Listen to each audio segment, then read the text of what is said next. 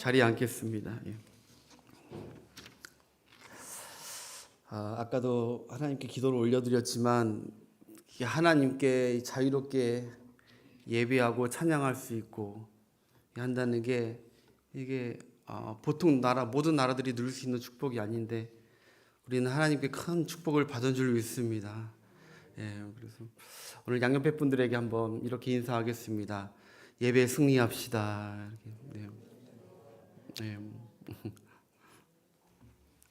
오늘은 수문 앞 광장 부흥 공동체라는 제목으로 하나님 말씀을 전하겠습니다. 오늘 설교의 주제는 부흥에 대해서 말씀드리고자 합니다. 부흥이라는 말은 참 좋은 말입니다. 그리고 부흥이란 말은 사람을 참 설레게 하는 말이기도 합니다. 그래서 목회자들이나 우리 성도들은 다 부흥이라는 말을 좋아하죠. 부흥이라는 찬양도 좋아합니다. 찬양을 부르면서 마음이 뜨거워지고 기도가 절로 나오고 우리는 부흥을 사랑합니다. 그래서 우리는 하나님께 기도할 때도 하나님 올해는 우리 교회가 부흥케 하옵소서라고도 기도 많이 하고 하나님 우리 부서가 우리 교육부서가 부흥하게 하옵소서 교사들이 만나면 기도하고 하나님 우리나라 경제가 부흥하게 하옵소서 내 남편의 사업이 부흥하게 하옵소서 하면서 하나님께 부흥을 호소하면서 소망하면서 기도하는 게 사실 우리입니다. 그런데 여러분 이 부흥이라는 것이 대해서 자칫 잘못 오해하고 하나님께 부르짖고 소망할 때가 현대 성도들에게 있다는 것입니다. 부흥이라는 것은 단지 이렇게 숫자가 늘어나고 그리고 뭐 양쪽으로 성장하고 교회 등록교인이 매주 많아지면서 그렇게 숫자가 양쪽으로 성장하고 팽창하는 것이 그것이 부흥이 아닙니다. 이렇게 세력이 점점 불어나고 커지는 것이 그것이 부흥이 아니라 그것은 그냥 성장이고 그것은 그냥 확장입니다. 그것이 네이버 사전적 의미에서도 맞지 않는 말이고 성경에서도 절대 부흥을 그렇게 수가 확장하는 것으로 뜻하지 의미를 내포하지 않았습니다. 여러분 부흥의 참뜻은 이런 것입니다. 죽었던 것이나 죽어가는 것이 다시 되살아나는 것입니다. 다시 한번 얘기합니다. 부흥이라는 것이 무엇이냐 정확히 인지하고 가십시오. 부흥이라는 것은 죽었던 것이나 죽어가는 것이 다시 어떠한 힘의 압력으로 되살아나는 것입니다. 일명 기사회생 우리 사자성어로 이런 얘기를 하는데 다시 소생하는 거예요. 그리고 쇠약해진 것이 어떤 힘으로 인해 어떤 도움으로 인해 다시 일어나고 다시 회복되고 다시 복원되는 게 그것이 바로 부흥이라는 것입니다. 얼마나 귀한 단어입니까? 영어로는 리바이벌이라고 합니다. 부활하고 똑같은 지난주 부활하고 똑같은 뜻입니다. 부흥이 그렇게 귀한 말입니다. 한자어로도 다시부 일어날 흥 다시 일어난다. 다 죽어가던 것이 다시 일어난다는 뜻이죠. 조금 더 쉽게 설명해서 여러분 장작불이 다 꺼져가서 이제 식어가고 불길과 그 열기가 다 식어가는 그때 기름을 부어버리는 것입니다. 그러면 그 꺼져가는 불이 다시 초반 상태처럼 광렬하게 타오르죠. 다시 살아나는 것입니다. 핸드폰이 띠 하더니 이제 계속 소리가 나잖아요. 2% 1% 있으면은 그러다가 꺼져가거나 그러면은 그거 다시 못 살리거든요. 근데 살릴 수 있어요. 충전기로 전기 연결해서 콘센트 연결해서 충전하면은 그 전기 압력의 힘이 공급돼서 그 충전기가 다시 작동이 되고 다시 되살아납니다. 핸드폰이 부흥한 것입니다. 조금 더 성경적 의미에서 한 가지 더 예를 들자면 병원의 응급실에 응급 환자가 아주 큰 사고를 당해서 중한 병에 걸려서 응급실에 실려갑니다. 코마 상태가 왔습니다. 정신이 없어요. 그래서 심장 박동기로 그것을 체크하니까 띠 하더니 점점 힘이 띠. 그래서 의사와 의료진들이 전부 다 와서 그 전기 충격기로 다시 심장을 어떻게든 살려보려고 그렇게 안간힘을 쓰죠. 심폐소생술도 해보고 띠 하다가 끝나버리면 아무것도 아닌데 띠 하다가 우리 가끔 영화도 보죠. 가다가 갑자기 띠 하면서 이게 심장박동이 살아납니다. 그래 막 의료진들이 막 박수를 치면서 막 생명을 살렸다고. 그게 바로 부흥입니다. 성경에서 말하는. 할렐루야. 네, 부흥. 여러분, 우리 하나님은 부흥의 주권자이시고 부흥의 주력자이십니다. 우리가 우리 스스로 어떤 죽어가는 것을 살릴 수 있는 능력이 있는 것이 아니라 바로 그 부흥을 일으키시는 주권자고 주력자가 바로 하나님이십니다. 하나님은 꺼져가는 불도 끄지 않으신다고 했습니다. 꺼져가는 불도 다시 불길을 일으켜 세우시는 분이시고, 이사야서에 보면 하나님은 상한 갈대도 꺾지 않으시고 그 상한 갈대를 다시 복원시키는 분이 바로 나 여호와 하나님이라는 것입니다. 하나님 앞에 죽어가는 것을 못 살리는 것은 하나도 없는 것입니다. 여러분, 그분만이 우리의 죽었던 영혼도 다시 살리셨으며 그 어떤 소망 없고 희망 없고 아무 살아날 기력이 없는 사람조차도 하나님 역사 속에서 지금도 수없이 많은 사람들을 살렸습니다. 다 죽어가는 삶을 살렸습니다. 다 죽어가는 기업이나 가정이나 성도의 건강이나 교회나 나라조차도 하나님께서 되살리시려는 의지만 있다면 그 모든 것들을 다 부흥시키고 살려내신 분이 바로 우리가 섬기고 믿는 하나님이신 줄 믿습니다. 할렐루야. 그래서 하나님이 이렇게 얘기하십니다. 나 여호와에게 능치 못할 것이 있느냐? 제가 왜 서두에 이런 말씀을 드리냐면, 여러분, 부흥은 성도들의 영원한 소망이어야 됩니다. 부흥이 없다고 말하는 것은 믿음이 없는 것이죠. 하나님을 믿는 자라면 부흥의 소망을 가져야 됩니다. 그래서 내 삶이 너무 어렵고 내 자식이나 내 모든 내 남편이나 내 사업이나 다 죽었다고, 불씨가 다 꺼져갔듯이 다 죽었다 하더라도, 설사 망했다 하더라도 그것을 다시 일으켜서 살리신 하나님의 역사를 간증하는 사람들이 얼마나 우리 주위에 많습니까? 그런 하나님, 부흥의 하나님을 믿고 그 하나님을 찬양하며 사시는 여러분들 되시길 주의 이름으로 소망합니다. 여러분, 그래서 저는 최근에 한국 교계에서 이제 코로나 이후에는 한국 교회가 신앙의 열정이 극도로 이제 퇴보할 것이다. 한국 교회가 힘들 것이다. 다 식어버릴 것이다. 문을 닫고 성도들은 점점 줄어들 것이다. 이렇게 비관적이고 절망적인 말들에 대해서 저는 동의할 수가 없습니다. 저는 동화될 수가 없습니다. 왜냐하면 하나님은 그러한 하나님이 아니시기 때문에 그렇습니다. 하나님은 시대를 분분해서 오히려 하나님은 더 절망하고 더 망해가는 그때에 하나님의 의지로서 수많은 사람을 택하시고 민족을 택하시고 공동체를 택하셔서 거기서 부흥의 불길을 남은 자들 통해서라도 하나님께서 세우시는 게 바로 하나님이신 줄 믿습니다. 여러분, 그래서 우리는 거기에서 절대 동요하면 안 됩니다. 여러분, 우리 생각해 보시고, 우리가 산 증인입니다. 이 대한민국이 1950년도에 한국 전쟁 이후에 세계 경제가 140개국 중에 꼴등이었습니다. 다 죽어간 나라였습니다. 소생의 기미가 전혀 없는 나라였습니다. 우리나라는 있는 것이 없었습니다. 그런데 하나님께서 이 에스겔 많은 뼈 골짜기 같은 우리나라를, 하나님께서 우리나라를 사랑하셔서 오늘날 이렇게 놀라운 부흥과 축복과 은혜를 주신 줄 믿습니다. 할렐루야. 자, 그렇다면 어떠한 자들에게 부흥을 맛보게 하시고 하나님은 어떻게 되살리는 역사를 하시는가입니다. 오늘 본문을 통하여 우리가 함께 그 어떠한 부흥이 일어나는지 살펴보고 은혜를 받고자 합니다.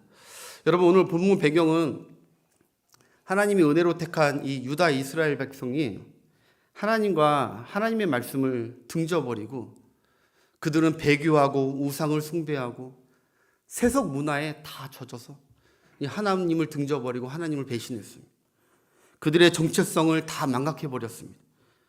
하나님은 그리하여서 주전 606년에 강대국 바벨론 나라를 들어 회초리를 들어서 마음이 아프지만 자기 백성의 나라 이스라엘 나라를 치십니다.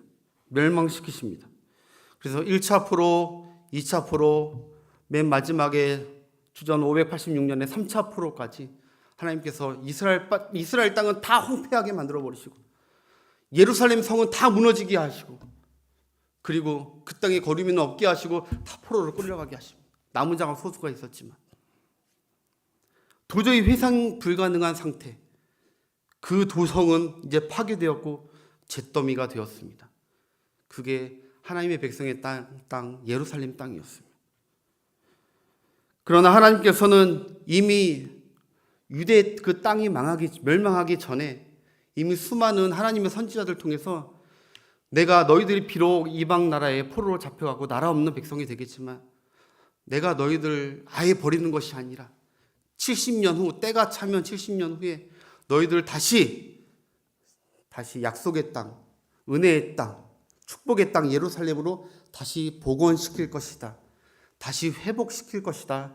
라고 약속해 주신 줄 믿습니다. 그래서 하나님의 약속대로 70년이 지난 주전 536년에 이 수르바벨이라는 왕족이 1차로 유대인들을 데리고 포로 되었던 그 유대인들을 데리고 해방되어서 이제는 자기 고국 땅으로 데리고 옵니다. 그 수르바벨이 한 것은 자기 땅에 와서 예루살렘 땅에 와서 한 것은 바로 성전을 재건했습니다. 다 무너져 버린 성전, 잿더미가 돼버린 성전을 수르바벨은 비록 좀 힘들고 어려웠지만 15년 동안 성전 재건이 중단되는 어려움도 있었지만 20년 안에 그 성전을 하나님의 은혜로 다 재건하게 하십니다. 되살리십니다. 하나님. 그리고 BC 457년에 학사 에스라와 유다 백성들을 데리고 에스라가 2차 포로 백성들을 데리고 귀환합니다. 그때 에스라가 한 것은 하나님의 백성의 정체성과 절기를 회복시킵니다. 한번 따라합시다. 하나님의 백성의 정체성과 절기, 그것을 재건했습니다. 다시 되살렸다는 것입니다. 그들은 그것을 몰랐습니다. 그런데 에스라는 하나님의 학사 에스라, 서기관, 하나님의 말씀을 연구하고 기록하는 학사 서기관 에스라가 이스라엘 백성을 데리고 와서 에스라서에 보면 다 나옵니다. 이방 여인과 결혼했던 것들을 다 하지 말고 너희들은 그러한 백성이 아니라고 하고 안식일을 다시 제정하고 이런 하나님이 지키라는 절기를 다시 재건한 게 에스라가 한 일입니다. 그리고 그 후 오늘 본문 저자인 이 총독 느헤미야가 바로 3차 포로들을 주전 444년에 이제 자기 고국으로 귀환을 시키는데 이 느헤미야가 한 것은 여러분 다른 것이 아니라 이제 성전도 재건되었습니다. 이제 하나님의 백성의 정체성도 어느 정도 회복되었습니다. 근데 느헤미야가 가슴 아팠던 것은 하나 있다면 바로 예루살렘 성벽이 다 무너졌습니다. 그들의 울타리, 하나님의 백성의 울타리가 무너졌습니다. 거룩한 도성의 울타리가 무너졌기 때문에 느헤미야는 바로 이 성벽을 재건하는 일을 했습니다. 성벽도 다시 하나님의 은혜로 52일 만에 놀라운 빠른 속도로 52일 만에 성벽이 다 재건됐습니다. 제가 지금 세 가지 부흥에 대해서 얘기했습니다. 성전을 부흥시켰고 그리고 그들의 신앙의 정체성을 부흥시켰고 그리고 성벽을 다시 부흥시켰다는 것입니다. 여기까지가 이 전장 느헤미야 7장까지입니다. 자, 여러분 이렇게 되면 다 된 거 아닌가요? 성벽도 다시 살려놨고 그리고 성전도 살려놨고 그들의 정체성도 살렸습니다. 이 정도 됐으면 다 된 거 아니냐는 거죠. 다 회복되고 다 되살리고 다 부흥된 것이 아닌가라고 우리가 생각할 수 있습니다. 그러면 느헤미야 7장에서 끝났어야 됩니다. 그러나 여러분 하나님께서 궁극적으로 자기 백성을 되살리고 싶은 부흥은 이런 것들이 아니었습니다. 이것이 목적이 아니었습니다. 이러한 외형적인 것들이 다시 이전처럼 회복되고 부흥하는 것도 중요하지만 하나님께서 진정 살리시고 회복시키길 원하시는 것은 바로 자기 백성 이스라엘이 하나님과의 온전한 관계입니다. 할렐루야. 따라합시다. 나와 하나님과의 온전한 회복이 하나님이 원하시는 부흥이다. 아멘. 하나님은 그때나 지금이나 하나님의 백성과 온전한 회복, 그게 그 관계가 다시 되살리, 그게 침체되어 있으면 그게 먼저, 그게 가장 중요하게 회복되는 게 원하시는 것이 바로 하나님이십니다.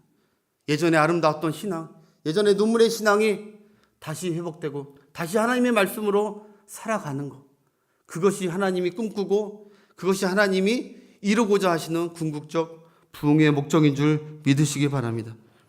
여러분, 이 말씀을 오늘날 우리의 삶에, 우리의 상황에 그대로 적용하셔야 됩니다. 하나님께서 코로나에서 마치 이렇게 포로가 되었고 답답한 상황에서 우리를 다시 회복시키고 계십니다. 거의 회복시키셨습니다. 이제 오후 예배가 이제 회복될 것입니다. 이제 우리의 성가대도 다시 전적으로 회복되지 않을까 싶습니다. 각 기관 부서가 회복될 것입니다. 부흥할 것입니다. 되살아날 것입니다. 할렐루야. 교회 행사들이, 모든 행사들이 이제 회복될 것이고, 우리의 일상이 회복될 것이고, 우리의 학교, 우리의 자녀들의 공부가 다 회복될 것이고, 우리의 사업장, 우리의 선교가 회복될 것입니다. 누가 그렇게 회복시키는 겁니까? 하나님께서 하시는 겁니다. 그러나 여러분, 이러한 것들을 하나님께서 다시 되살리려고 우리에게 은혜를 베푸시고 궁극적 회복을 주시는 것이 아니라는 것입니다. 예배 회복의 목적이 아니라는 것입니다. 하나님 궁극적 목적. 하나님께서는요, 여러분 각자를 향한 진정한 회복과 부흥을 원하십니다. 바로 여러분들의 심령의 부흥입니다. 여러분과 저의 차디찬 말라버린 이 심령이 하나님이 마른 뼈를 살리는 그 능력처럼 우리 심령을 예배의 회복보다 더 중요하게 여기신다는 것을 여러분 꼭 마음에 담아가시길 바랍니다. 여러분의 마음이 다시 하나님께 불붙듯 타오르기 원합니다. 하나님께서 성경에 보니까 내가 너를 향한 마음이 내 속에서 불붙듯 하는도다. 하나님 그 불붙듯이 식어지신 적이 없습니다. 우리를 향한 사랑과 인애와 자비와 그 풍성하신 은혜는 식은 적이 없는데, 우리는 하나님을 향한 마음이 불붙듯 하지 않고 식어버렸던, 하나님 바로 그것을 다시 살리시기를 원하시는 것이 하나님의 진정한 부흥의 목적인 줄 믿으시기 바랍니다.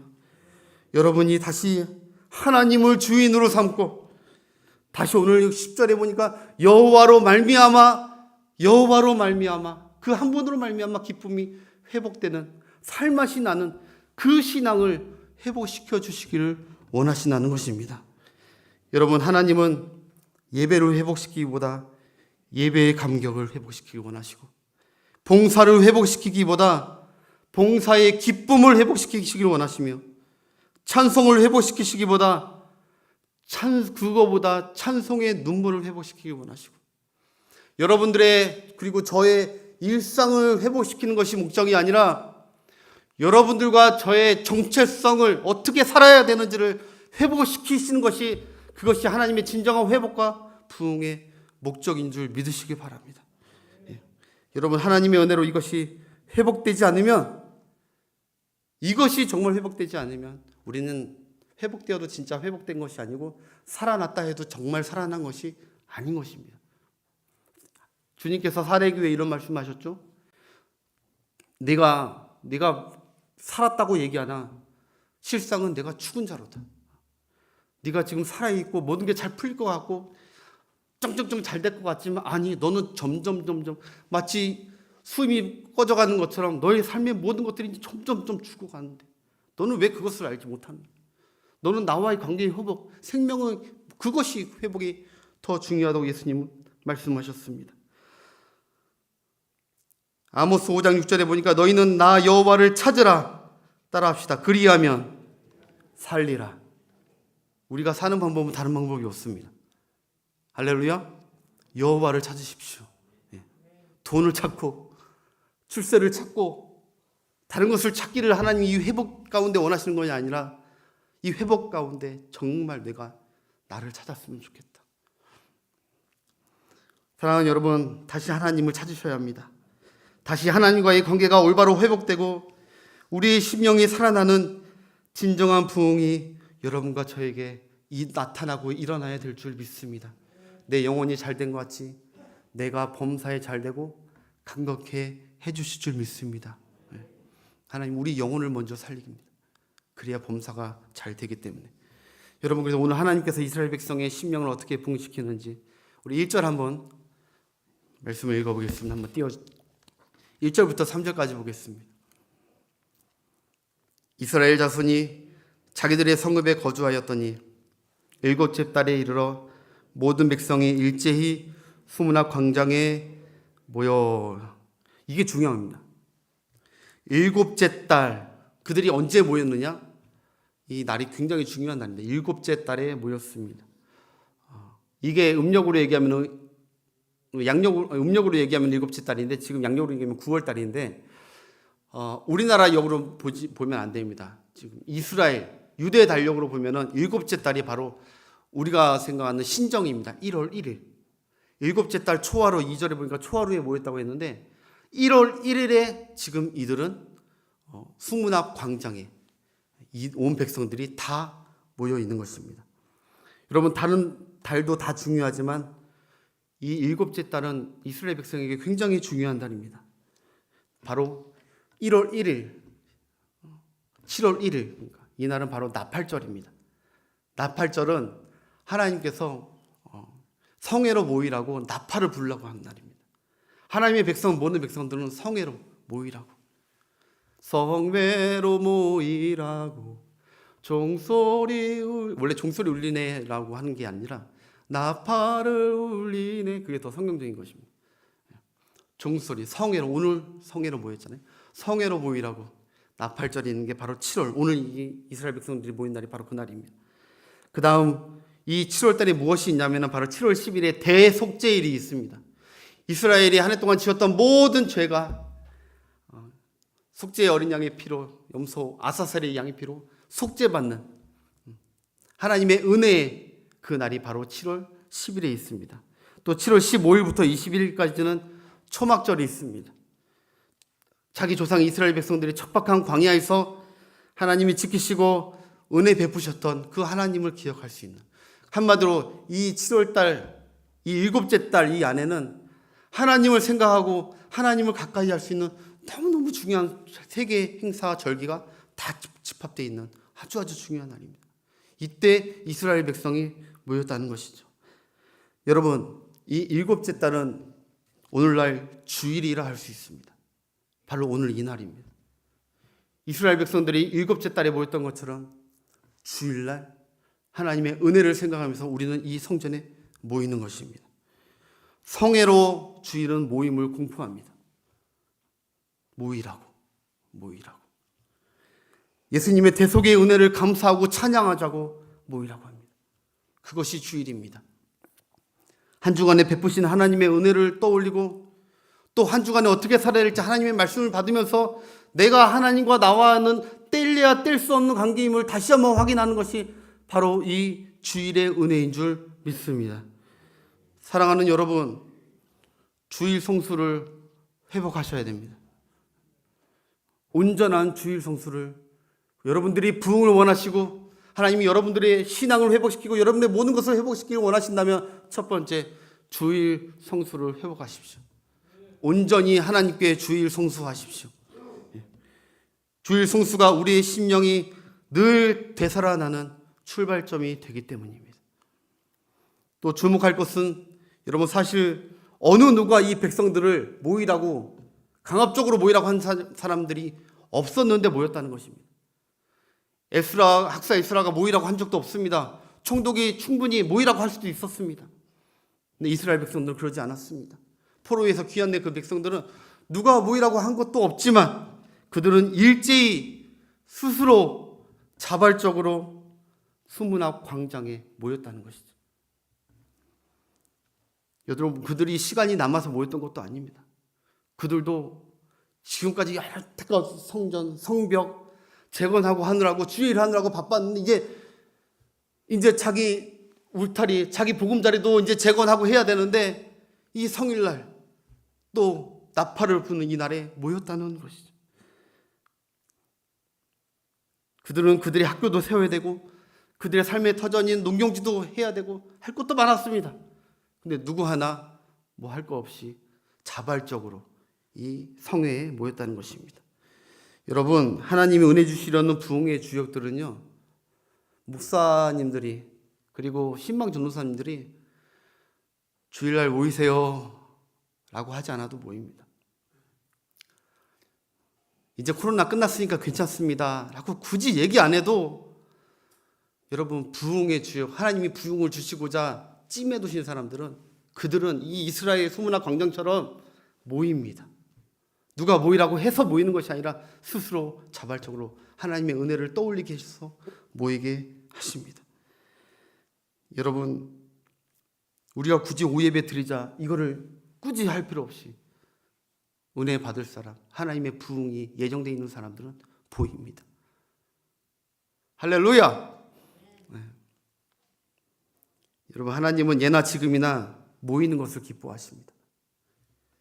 하나님은 예나 지금이나 모이는 자들에게 은혜를 주시고 모이는 곳에 되살리는 역사를 하나님이 이루십니다. 여러분, 제 기억에 한 30년, 40년 전인가요? 그렇게 오래 안 살았으니까 3, 40년 전에 그때만 해도요, 여러분, 부흥회 한다고 하면요 엄청 많이 모였습니다. 한 예배당 100석이면요 어떻게 아셨는지 귀신같이 뭐 이웃교회 성도들이 막 다 와가지고요 보조 의자까지 다 깔면서 150명 뭐 이렇게 왔었습니다. 밖에서 창문이나 이런 걸로 유아실까지 꽉꽉 채워서. 그래서 하나님의 은혜를 사모하고 하나님께 은혜 받고 문제 해결 받으려고 하나님의 말씀을 듣고 소생하려고 여기저기서 모였습니다. 그때는 신기해요. 핸드폰도 없었고 카톡 알림도 없었는데 모이라고 굳이 안 했는데 어디서 그렇게 알고 모이셨는지. 그때는요, 제가 기억나는 게 우리 학생들, 제가 회장 때 우리 아이들 부흥에 있다 하면요 포스터를 목사님이나 전도사님이 이렇게 주십니다. 한 100장 정도. 그 우리 임원들이 와가지고 그 밑에 공란에 몇 월 며칠까지 이렇게 다 매직으로 다 썼습니다. 밤늦게까지. 그리고 그 쓴 거 끝나는 것이 아니라 그걸 들고 또 애들하고 가가지고 가로등마다 다 붙여다녔어요. 풀 가지고 지사님들하고 같이 학생들이 그거 보고 온 것 같아. 비록 세련된 방식도 아니고 디지털 방식이 아니고 아날로그 방식으로 했는데 그때 그렇게 많은 성도들이 모였습니다. 하나님의 은혜를 갈망하고 그곳은 불터거리의 부흥회가 한국교회에 넘쳐나게 흘렀습니다. 그렇게 모이기 힘썼고 은혜 받기를 사모했고 문제 해결을 받으려고 절박하게 하나님을 찾고 기도했습니다. 설교는 기본적으로 1시간 반에서 2시간 했습니다. 오늘 여러분 3장 읽어보십시오.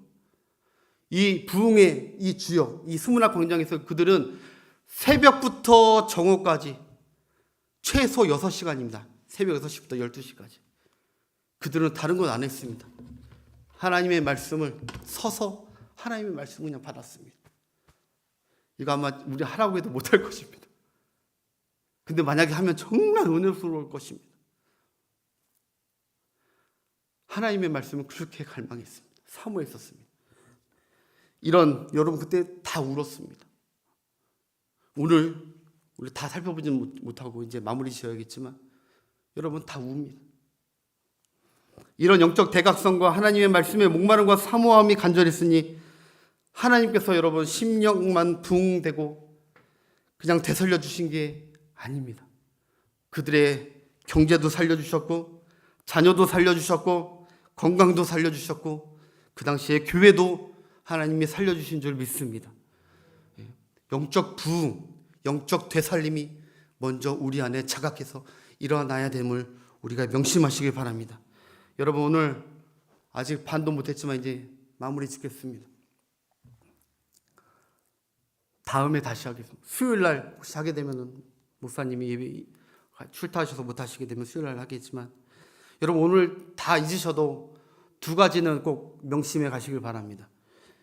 첫 번째로 하나님은 저와 여러분들의 어떤 외형적 부흥과 회복을 그것을 가장 중요하게 원하시는 것이 아니라 바로 여러분들의 심령, 여러분의 심령이 하나님과의 관계가 다시 회복되기를 원하신다는 것을 믿고 돌아가시길 바랍니다. 할렐루야.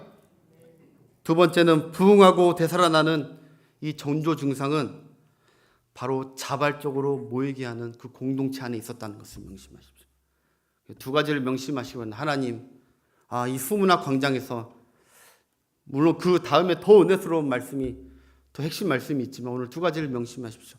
하나님은 내가 다른 내 삶이 뭐 어떤 여러분이 내 자녀가 어떻게 되는 게 부흥하고 되살아나고 이것보다 하나님 지금 나와 하나님과의 관계가 이 심령이 옛날에 그 하나님과의 관계가 다시 되살아나길 원한다.